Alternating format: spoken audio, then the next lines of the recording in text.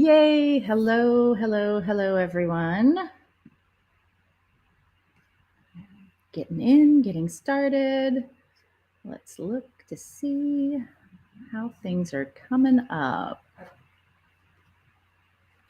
Hello, hello, hello. Come on into the chat. Say hello. There is? There isn't? There is. Okay, so I don't know, y'all, why there is a new logo showing up on my screen. I am not pleased about that. So yeah, I see it. Not happy. Not happy at all, because that shouldn't be showing there. So I don't know what's going on with that. Yeah, really frustrated. Hello, Sir Thomas. How are you today? I'm going to go ahead and I guess I'll introduce myself and get things started, and we will go from there. Hello, Cobalt. So, hello, hello, hello, everyone. For those who don't know me, my name is Heather. Lots of people call me Nookie.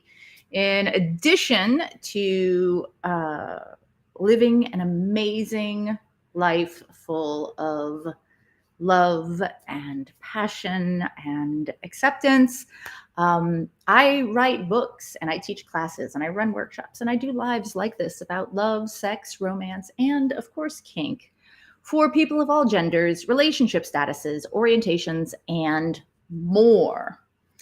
I have always been curious and adventurous when it comes to sex and romance and how people interact with each other. And while I had a bit of a hiccup in my first marriage and some abuse, I have since then luckily had partners who have also been curious and adventurous with me. And so I've had the opportunity to explore many facets of human sexuality and engagement in loving and creative ways. And all of my experiences, every single one of them, from the good to the bad to the ugly, have led me to the belief that boundaries are the key to not only saving ourselves, but our relationships. They are what take us from getting by or merely average to healthy, loving, strong, and fan-fucking-tastic, as I like to say. So let's get started. As usual, I'll kick us off with an introduction to the book I'm writing and how I'm writing it. For those of you who do not yet know, I am writing a book. Boundaries Are Sexy as Fuck is the working title right now. And you can get access to the chapters as I write and post them by registering for my Take No Shit workshop, which is running right now. And I will put that link up on the screen right there. There you go. And that is a 7-week workshop, although you can do it at your own pace. And it is right now retail price $47. You can get it for as low as $27 by choosing Name Your Own Price. That is still less than $7 a week. And it is a workshop designed to take you through actually setting, learning to enforce, and maintain your personal boundaries for better relationships overall. And so today we are going to be talking about yet another chapter from the Boundaries Are Sexy as Fuck book. We're going to be talking about living for other people's acceptance. Hello, Kiba. Always a pleasure. Good to see you. So let's talk about that. In that chapter, I start it off by saying, if you aren't ready for rejection, you aren't ready for love. And I say that because the more in love, the more affection you give to another, the more of yourself and your adoration you hand into another's care, the more potential rejections are going to show up in your life. When you don't care about somebody walking by you on the street, for example, you're not going to care as much if they give you a little bit of a weird look or if they don't smile at you or whatever. When you're deeply in love with somebody, though, and you pass them in the hallway and they don't smile at you, that is an instantaneous chance for rejection. You see where I'm going with this?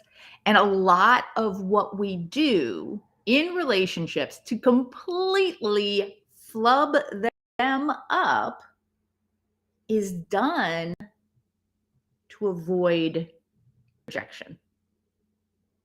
Y'all with me on this? It's not even to make people feel better after, you've already done something to harm them or whatever. It's literally, if I do this, maybe I won't be rejected. It becomes a guessing game. So, quick question. How many of you in the chat have found that you've been in a relationship where either you or the other person were constantly playing a guessing game of what will make this person happy, what will not make them upset, and also possibly, quite possibly, getting it wrong, right? I didn't tell you this because it might make you upset. And you're like, no, what makes me upset is you not telling me, right? But they were trying to avoid you being upset. They were trying to avoid you rejecting them because, yeah, Kipa says, hello, that would be me. It would also be me. In fact, I'm going to raise both hands. Yes, so much so. But really, when it comes right down to it, what we end up doing is we end up sublimating ourselves to the relationship and what we think we're supposed to be doing. Whether we're supposed to be doing that or not, whether it's good for us or not, whether the other person actually desires that of us. And it becomes this huge guessing game of trying to be what this person wants and fill all those holes while they're trying to do the same thing. And you end up being two radically different people than the people who actually came together and found each other attractive and interesting and lovable to begin with. And it's a trap, right? It's awful. So Kiva says several times, both sides, varying degrees. Yeah, I mean, it's part of the human experience, really, to try these things, and it's challenging to avoid them. I remember I had this conversation with a friend of mine years ago, someone I'd met, and I used the term Twitter pated, that I was Twitter pated about this person. And not long after that, this person that I was Twitter pated over dropped me like a hot potato for reasons known only to them. And I was crushed. Hey, Mandy girl. Well, sort of crushed. I was mostly okay with it, but there's a bit of sting, right? When someone rejects you a bit, it smarts. And I felt it. Now, looking back, I remember what happened, but I'm not even sure who it was because, I've crushed on a lot of people over the years. And who it was doesn't really matter because they never became a significant part of my life, right? Kiba says, Twitter is a bit of a loaded word at the moment. Whew. Yeah. Ooh, So here's the thing. I often crush on people who will never return the favor because it's not about them. It's about me and enjoying who I am and what I like and the feelings of being infatuated and godsmacked and smitten and love struck and keen and entranced, right? And the thing is, I know there are people out there who crush on me and that I'll never return that favor. It is what it is. So some of you may be wondering, what does this have to do with healthy boundaries? Glad you asked. People with healthy emotional boundaries enjoy and respect their own thoughts and feelings and give themselves space to experience them. People with unhealthy boundaries, however, don't really get to enjoy their crushes because feelings like that are tied to their deep fear of rejection. How do you feel about that? People who don't really get a chance to enjoy their crushes and romances as deeply and intimately as they could because feelings like that are tied to their deep fear of rejection. Now, Celine, who, although she's in the chat, is also here with me, and Kiba, actually, because we all live in the same area, we all know a single person who used to be my roommate who was always waiting for the other shoe to drop. Always waiting for the rejection, right? The sadness. So here's a question for you. Do you, or have you in the past, kept people at a distance to avoid feeling things you don't want to feel, like rejection or sadness or even happiness, because you know that other shoe is going to drop? Show of hands. How many people have done that? I mean, I know I've done it. I don't do it now, but I have done it.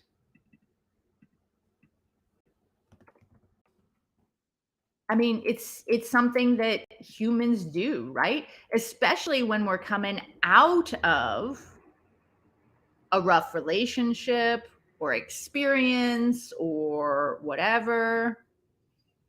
Cobalt says it's the happiness that scares me most. And I think that's true of a lot of people, because with the happiness you get a taste of, oh, this is what it feels like.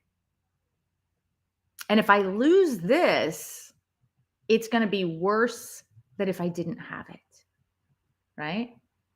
Some people say to have loved and lost is better than not to have loved at all. And some people are like, I'm not so sure about that. Hold up just a second. Right? Some people are like, not positive, right? Because it's a scary thing.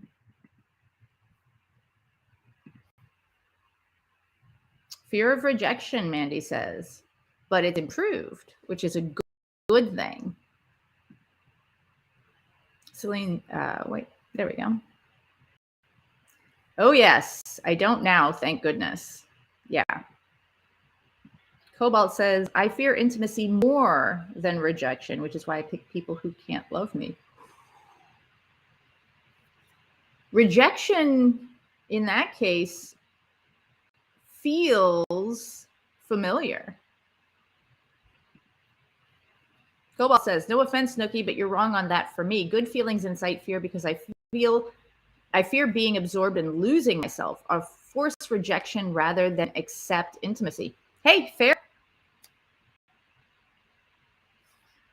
Everyone's got their own ways of working through trauma like this, right? And their own reasons for feeling the way they do.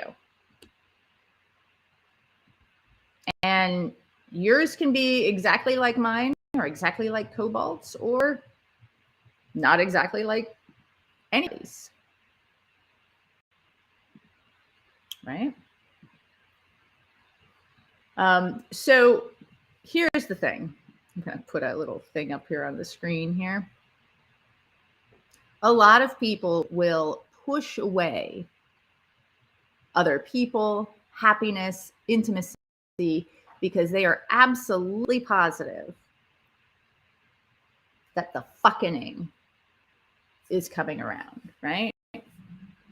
When things are going too well and you don't trust it, and some shit finally goes down, the fucking, right?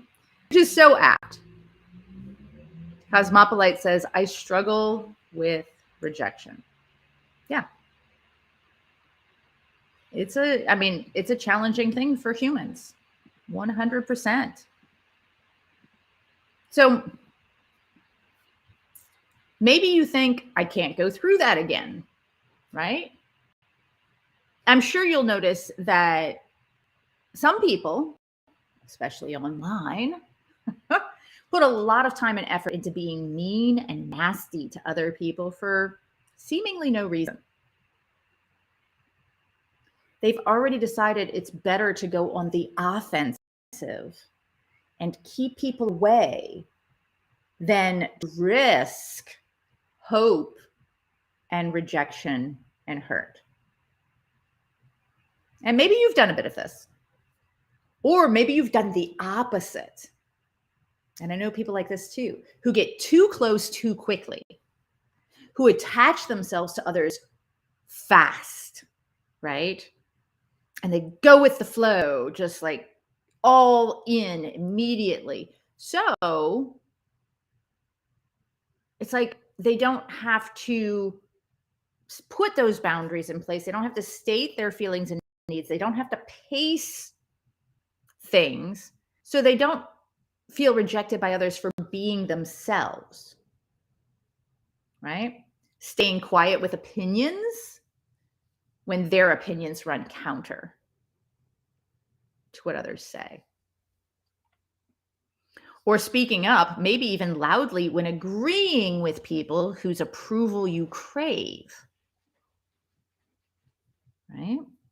Giving up your own time and space for others' needs, eventually feeling used, taken advantage of.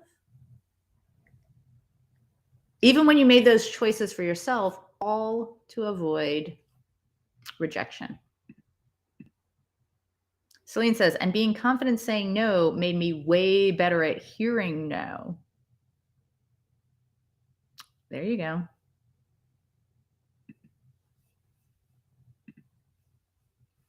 So here's the thing, pushing people away or clinging too closely. Both. Why not both?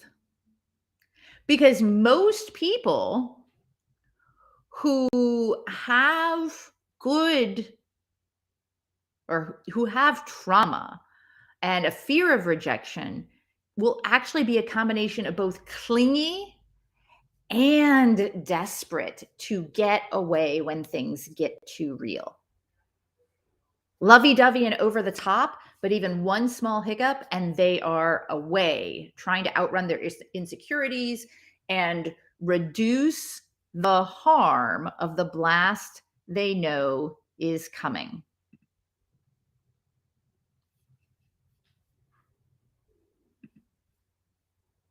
Yeah. Things start well, they feel good, so maybe you want to take the intimacy up a level. Oh yeah, that's nice.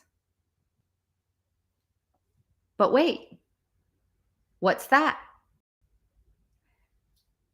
They can't stand Earl Grey tea.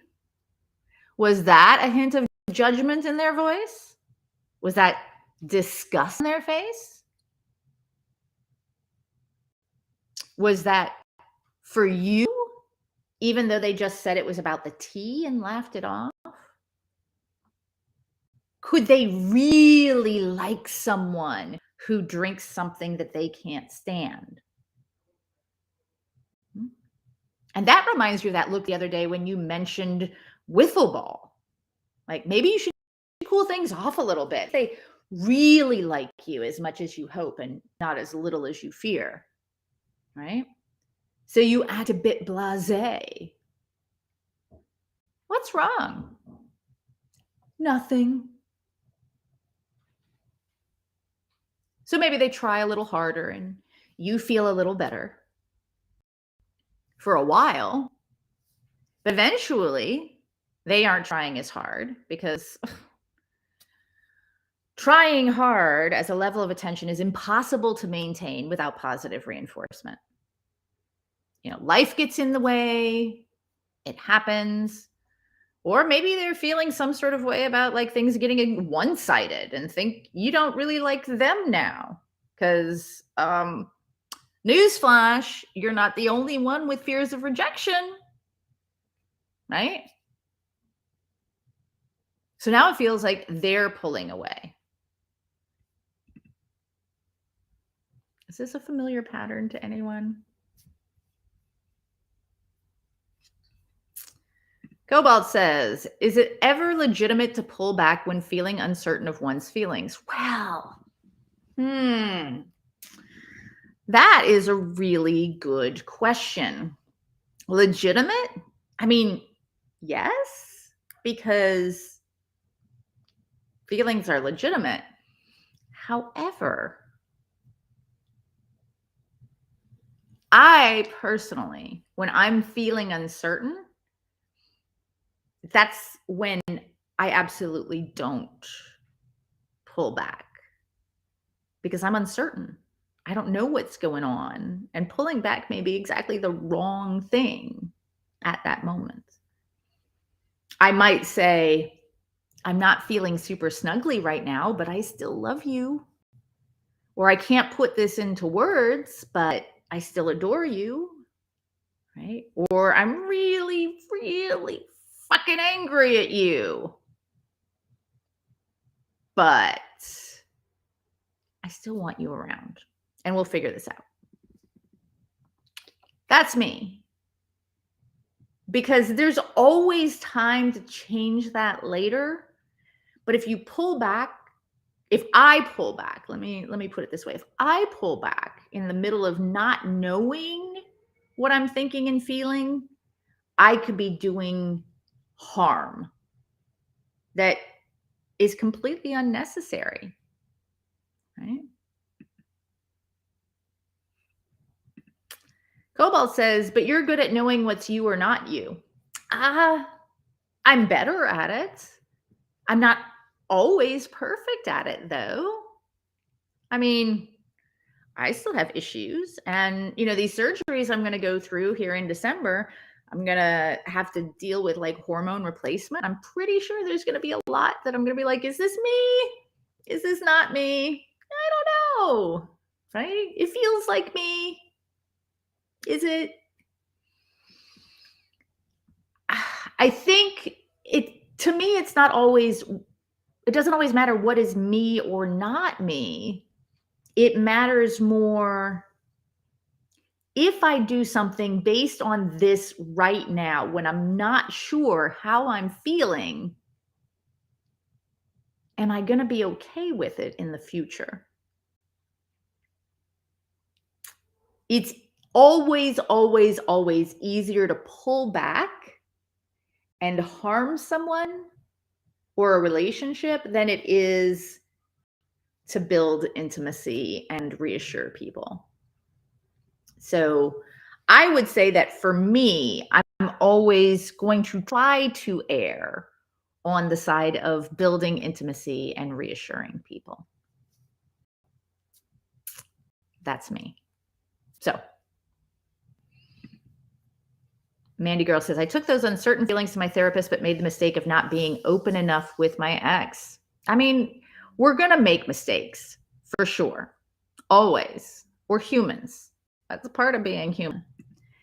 Hello, Sabyasachi. Always a pleasure. So asking, will I regret burning this bridge? Yeah, not only will I regret burning this bridge, will I regret weakening this bridge? Will I regret this other person potentially feeling rejected by me in this moment? Right? Like, what am I willing to do something I might regret? Because I don't think I've ever looked back and said, gosh, I really regret putting more love into somebody I care about, right? Even when things didn't work out, I could say, you know what? I was putting more love into them because that's who I am as a person. And I like being that person. I don't know. That's a your mileage may vary type of situation, right?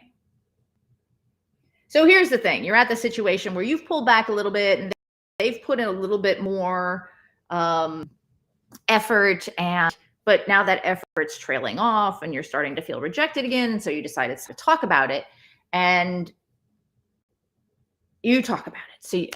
So what are we? Or you never call me anymore. Or you need to try harder.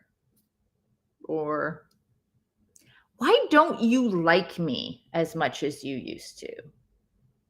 Or we need to talk. Or you seem so distant when you were the one pulling away, right? Now, though, you want to talk about it now because you're feeling it now and you want to feel close and to feel loved and to feel wanted again. Doesn't matter what's going on in life. This is more important, right? It's love. And real love is worth fighting for, right? Which that's again, it's part of the push and pull. I'm feeling some sort of way, so I push you away. You start trying to pull me closer, but then that doesn't work. So I feel like we're drifting apart. So now I try to pull you in and force the issue, right? Real love is worth fighting for. But that's exactly it. That's what it becomes. Fighting for. Because that's the next step in the series. It's a trap. Pushing for a strong emotional response, even if it's anger, to feel like they care, right? And then one or both of you pulls away again, shuts down, and maybe just has enough.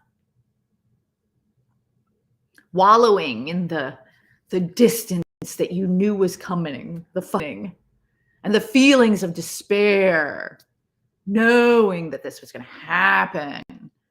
And you play it over and over in your head, swearing you won't make that mistake again. Insecurities and unresolved feelings are folded neatly and put away until the next blowout, right?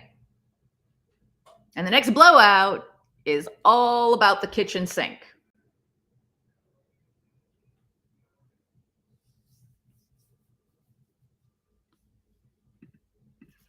Cobalt says, I don't think it's ever occurred to me that someone could feel rejected by me. Of course they can.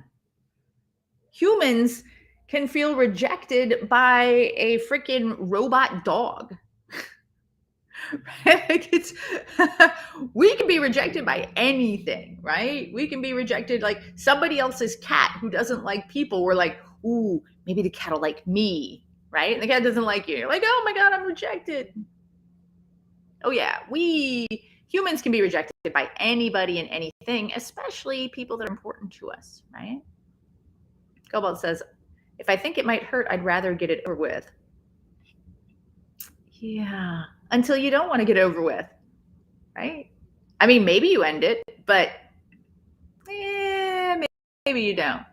For me now, I measure how uncomfortable I am willing to be to figure things out. Oh, that's good.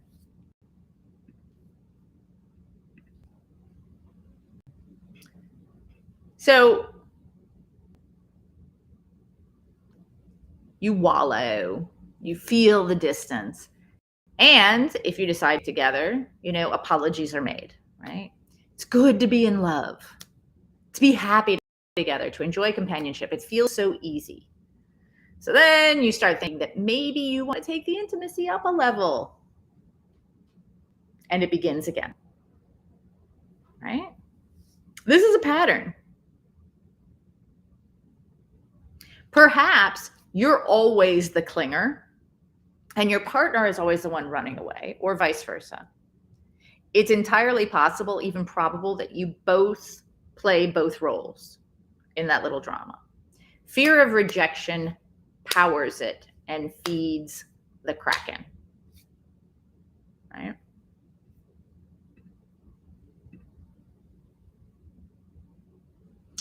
I try to end things and fail until they set the boundary I failed to set and maintain. Yeah.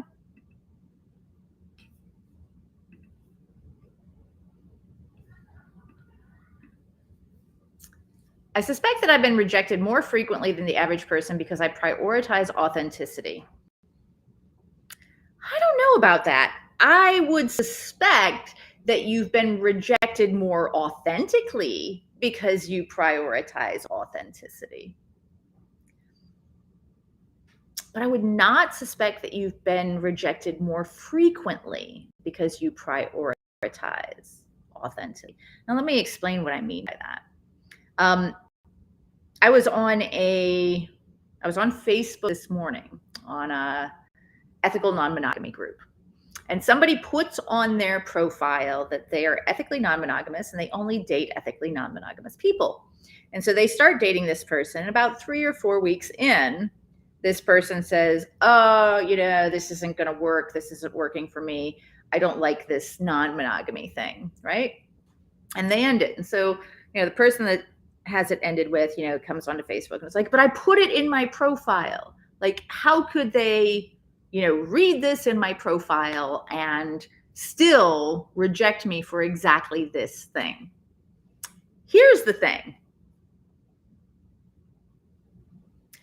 Relationships are a binary. They are either working for both people or not working for both people. And it doesn't matter why they are not working for both people if they're not. And usually when something isn't working,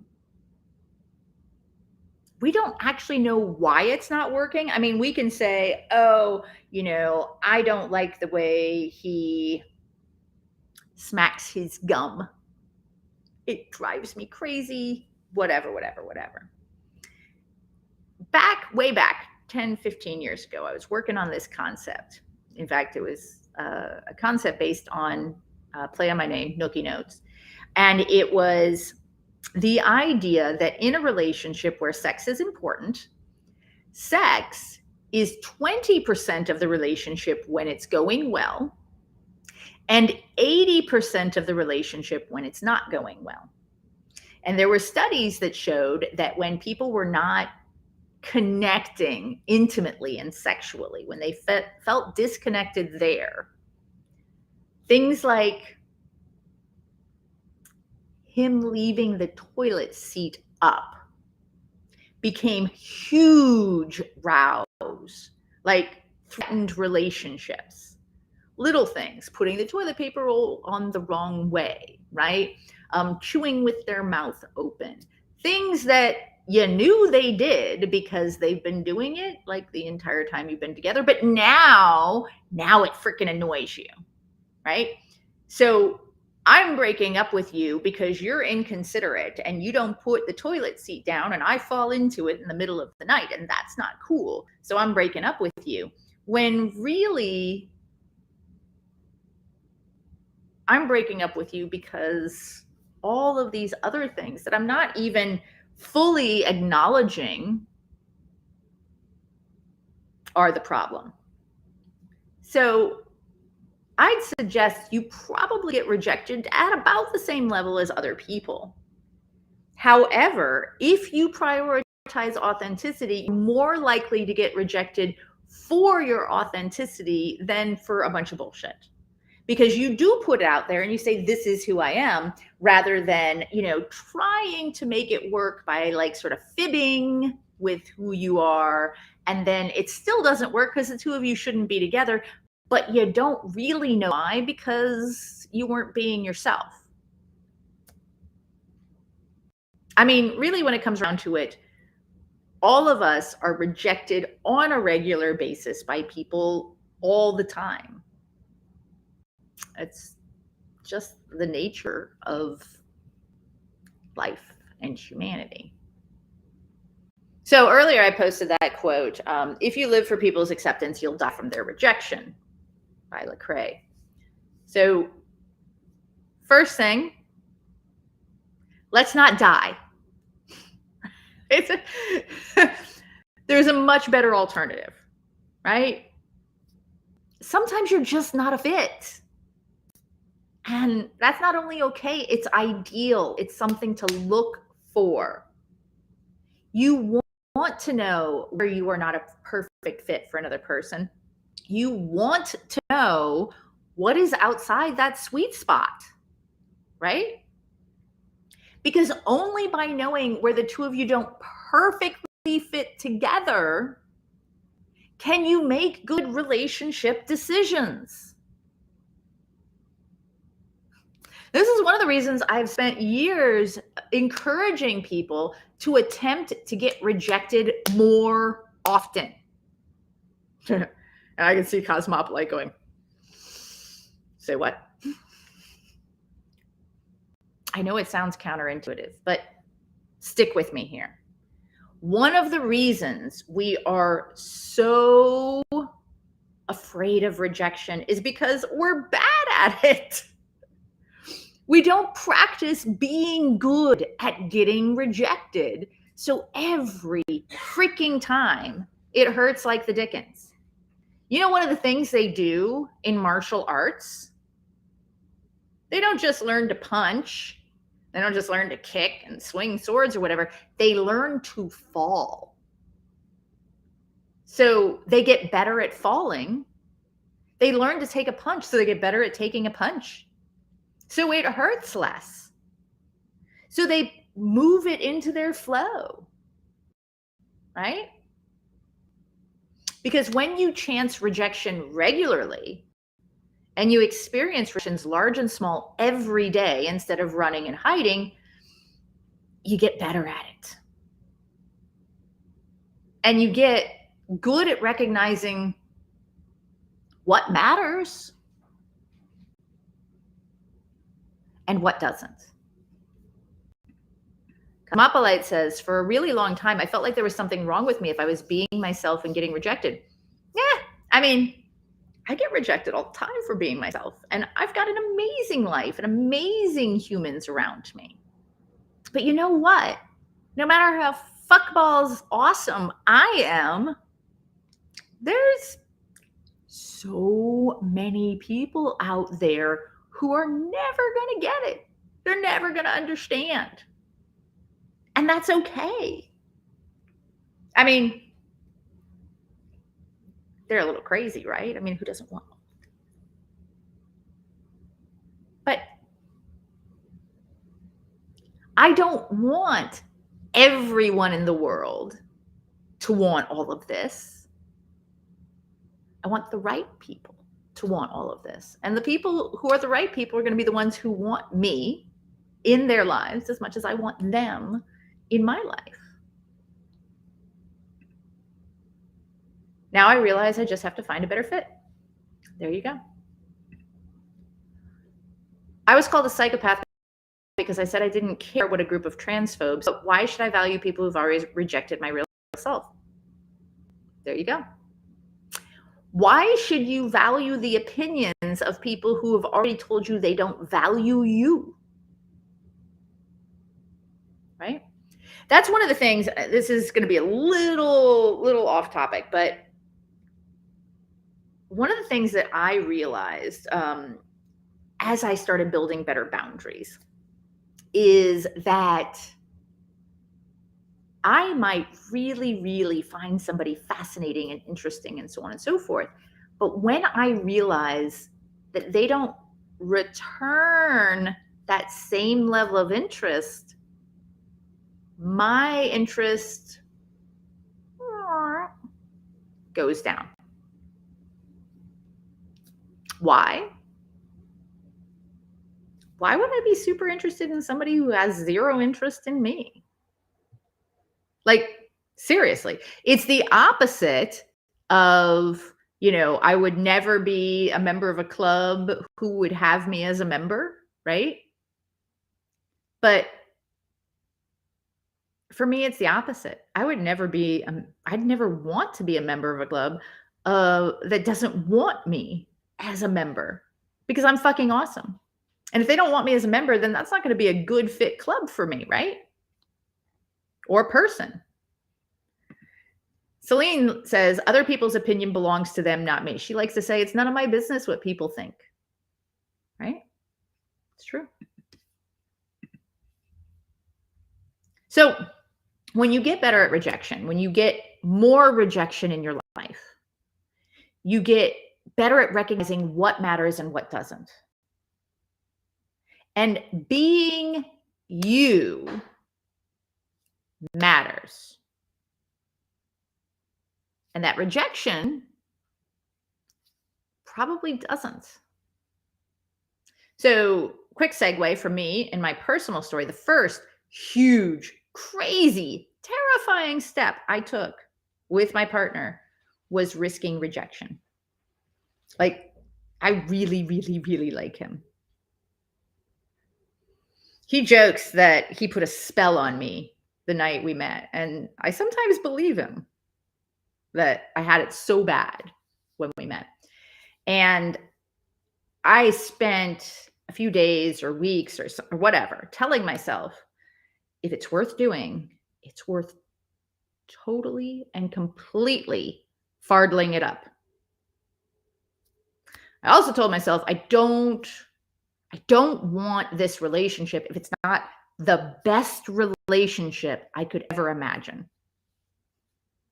I'll tell you a secret. I was lying to myself. I knew it. I knew I was lying. I did want it, and I wanted him, but I knew I had to take the risk. So I put it all on the table. I told him, I don't want this relationship if it's not the best relationship I could ever imagine. I put it all on the table. I want the dream. And then I waited. Luckily, I didn't have to wait too long. He agreed, cautiously. I said 100% open, 100% honest, no holding back. He agreed again with slight reservations. I continued. I explained to him that I liked him enough to want to get it right. That I was willing to make a bit of a fool of myself and to get things wrong. And I was hoping he felt the same. And he did, amazingly. And so it began. And that all sounds like it was actually not really that difficult. Like sounds way easier than it was. I damn near peed my pants in terror and almost didn't say what needed to be said 100,000 times. But here we are. So Cosmopolite says, my instinct is to be upset whenever I'm rejected, but I have to keep reminding myself of that. Like, wait, do I even want this person in my life? Ding, ding, ding, ding, ding, ding, ding. Cobalt says, that's kind of where I am, but with myself, reclaiming myself. Good. Absolutely. So here's the thing. Speak up for yourself, right? Risk rejection. Tell your dream boopsie how you feel. Ask for a raise. Apply for a job that's above your current skill set. Introduce yourself to new people that you find interesting. Tell strangers you find them attractive. Offer your assistance, even when it seems forward of you. Ask a friend to borrow a $5 and pay it back if they say yes. Offer to buy a stranger a drink and strike up a conversation. Invite a new friend to join you for dinner. Travel and talk to people you don't know. Build a business and ask people to buy from you. Reach out to someone you fought with long ago and say you want to patch things up. Request a hug. Speak up for yourself today and every day, clearly. Leave no room for misunderstanding. Speak from your heart. And I know that this can be a terrifying prospect. What if you lose your friendship? What if they laugh? What if they say no? What if they don't say no, but they don't really want to do whatever? What if you can't handle it? Do it anyway. You can handle it and you need to, because this is only one in a long line of potential rejections coming up into your future, especially if you find yourself in a relationship or multiple relationships. And this is what I was referring to before. It only gets harder once you've made that first connection, once you've risked that first rejection, it only gets harder. Because in a relationship, there are countless ways to get rejected, and that number times infinity for ways that we risk avoiding that rejection and end up fucking up our love. And it's not just love, it's work, it's friendship, it's travel, it's learning, it's everything in life. Pretty much anything that we want to do requires another person somehow, even if it's only to approve the loan. And it includes a risk of rejection, right? When the fit is not right in love and life and business or whatever, you need to be free then to move forward to find the right fit. Rejection frees you. You thought about it that way? Rejection frees you. Think about it. If your dream smuggle wuggлекins is 1 in a million, you have 909,999 potential rejections to go through before getting them. Aren't they worth it anyway? And if someone's not a fit, don't you want to know now, like as soon as possible, before taking another step, wasting another moment, spending another dollar, whatever? And for those of you in existing relationships, yes, this does apply to you too, because only by knowing what is in and what is outside the sweet spot can you make good relationship decisions for you both. You will be rejected sometimes, probably most of the time. That's a good thing, even if it doesn't feel like it. Because the other humans, are setting and maintaining their boundaries, and you want what? More of that in your life, not less. Get used to it. Dare I suggest that you even grow to like rejection in some small ways. And I don't mean in like the masochistic way, you love the pain of rejection, you wallow in it. A fear of rejection is going to cripple you in everything. Getting used to being rejected can help you build the mental muscle to keep going after your dreams. Eventually, you'll get the yes when and where you need it because you weren't afraid to ask for it. And you'll have healthier relationships when you're able to be more loving and more communicative because you're not terrified of being rejected. Celine says, fear was my personal downfall for so many things. And Kiba says, it saves you wasting time. Rejection, that is. Celine says, I can't say I like it. I can say I'm now thankful for it. It helps me make my own choices. Right. KS says, why do I lack self-esteem? Oof. There are so many potential answers to that. But here's what I'm going to tell you I think about self-esteem. Self-esteem, that is, esteeming yourself, is directly related to telling yourself that you're going to do or accomplish things and then doing or accomplishing them. So when you say, by gosh, I'm going to go tell that person that I think they're attractive, and then you can't do it, you're giving a hit to your self-esteem because you're lying to yourself. So with self-esteem, start small, take small steps. Say you're going to do something and then do it. Tell yourself, I'm going to, whatever it is, I'm going to make sure and always come to Noki's lives and learn something. And every single time I'm going to go and I'm going to do something over the next day from that live, right? And just start every single time, no matter what, every single time, and write it down so you can refer back to it. Build your self-esteem. Say you're going to do something to yourself and then do it.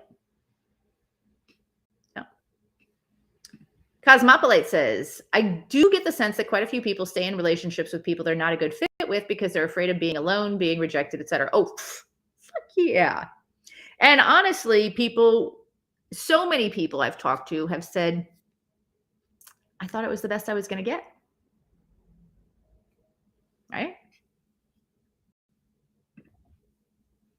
If your self-esteem relies on you getting validation from others, it's very easy for your self-esteem to collapse or not exist. Oh, yeah. Kiba says, yes, exactly. I'd add the fear that you'll never find XYZ attribute again. Ooh, yeah. 100%. I'm starting to like myself enough to want to get new relationships right and not let myself be diminished by others' expectations. Yep. Kiba says, it's my goal to always fail in new and exciting ways. Yeah, absolutely. Because when you fail in new and exciting ways, you're learning things, right? So understand also that there's rejection and there's rejection. Sometimes when you get rejected, it's not about you. It's about your actions or the situation presented or a personal boundary. So I bet you've had experience like this before, possibly from both sides. I just can't understand why you raised voice, stress in the argument. I will not be screamed at. I'm going to leave. I'll be happy to talk when you can be kind, right? You leave, right? Well, to heck with you, feeling rejected and unloved, right? Or how about, hi, I'm super awesome. Hi, no thanks. I'm so-and-so. Oh, okay, right? Or what about, are you free Friday night? Not this Friday, I have plans. Okay. In every one of those situations, the rejection is not aimed at the person, but at a situation or a behavior, right? A personal boundary around creating kind engagements, even under stress. So I'm going to leave if you're yelling. What about, I don't like touching people, any people, right? Or they're just not free on Friday. If someone says, please don't yell at me, they very likely literally mean they don't want to be yelled at. Not that you are an evil, horrible, awful person for raising your voice. And it's the same with so many rejections we often experience. It's too easy to generalize them to who we are rather than what we are doing or the specific thing we are offering. The steps forward, though, are super simple. Correct the issue, apologize sincerely if needed, maybe ask if there's another option they would prefer or a better way. That's it. That said, if you take something personally, sometimes it's worth thinking over whether that action was appropriate. It might be a pattern of behavior or strikes a chord with who you are in case you want to change, because often your actions show the world your priorities and ethics, right? And actions speak louder than words.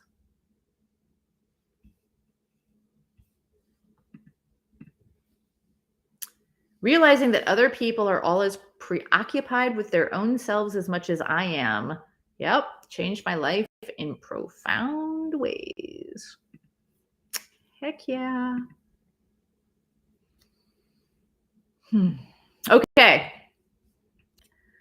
Some people will say, the worst they can do is say no.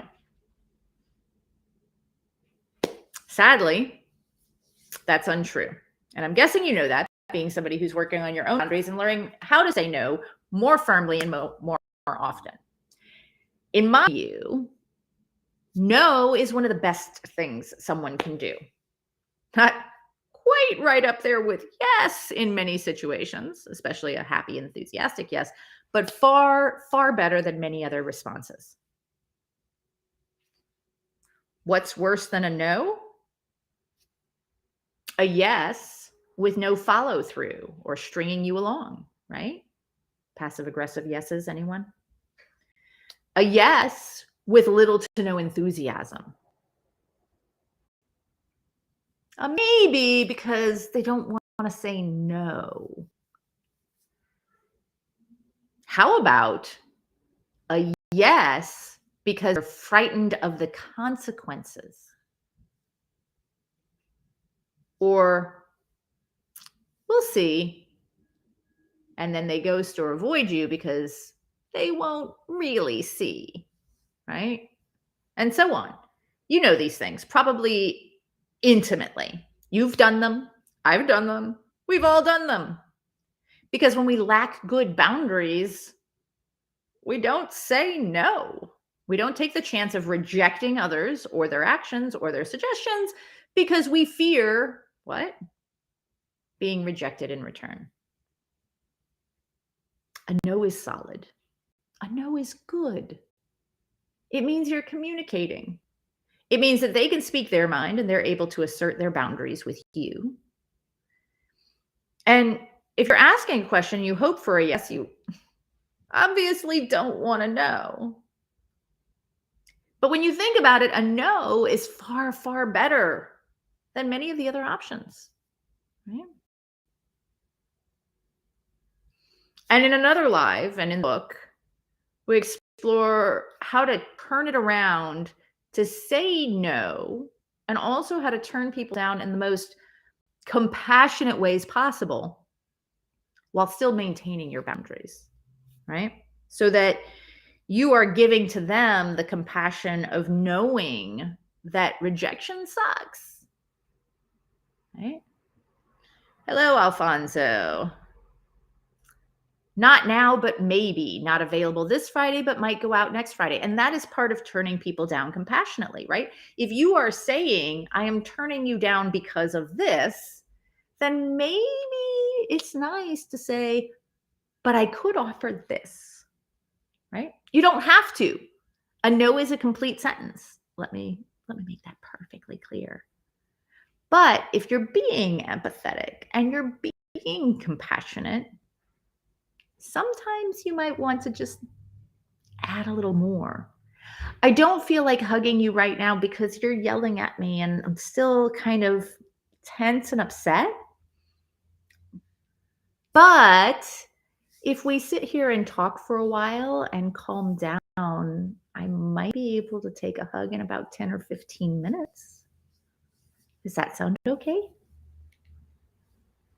Right?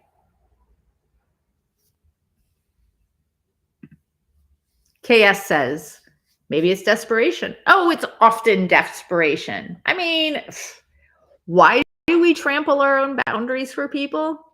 Because we're desperate to be loved. We're desperate to be liked. We hate rejection, all of those things. Absolutely. Of course. 100%. Okay. Do we have any additional questions,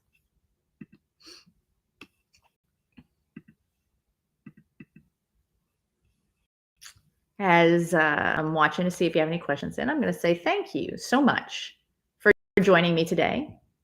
Again, I'm Nookie, or Heather Claus, and I'm currently writing my next book, Boundaries Are Sexy as Fuck, live. Join me with the link right here on the screen by registering for my Take No Shit workshop. So you get the workshop, the 7-week workshop on building boundaries and learning to enforce and maintain them, and you get access to the live write for the book. So that's a great deal, all for one price. Again, it's $47 right now. You can get it for as low as $27 right now. So let me just ask you. So here's the thing. If you know that you need to set better boundaries, and you're the type of person who works with accountability and a support system, why haven't you yet joined us for this workshop? I guarantee it'll change your life and give you what you need to build healthy, loving relationships, reduce drama and conflict, and live your most authentic life. If you're not sure if you're ready, I understand. We all have to take the steps when we're ready to take them. But the fact is, you've come this far today in this live, and that tells me you're a good fit. And I hope you'll join us, because there's never going to be a better time, and there's never going to be a better offer.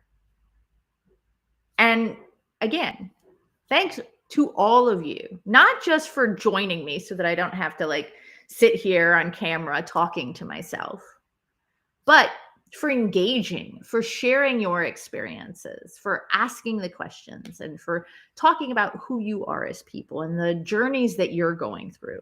But also, most of all, thank you for taking this hour out of your day to do something for you. Long term, this is going to pay off. And I think that's freaking fantastic. So, thanks to all of you for joining me. We will not be here on Thursday because, here in the US, that is Eat Yourself to Nearly Death Day. And I am planning to participate in that particular tradition. But next week, 1 week from today, on November 29th, we're going to be talking about it's okay. It was most definitely not okay. And how we have a tendency to bulldoze our own boundaries with that one simple phrase. It's okay. So thanks again for joining me. I look forward to seeing you at other lives. Feel free to reach out, ask me questions, and have a most wonderful day. And for those of you who will be eating yourselves into a stupor, I hope all of the food is delicious.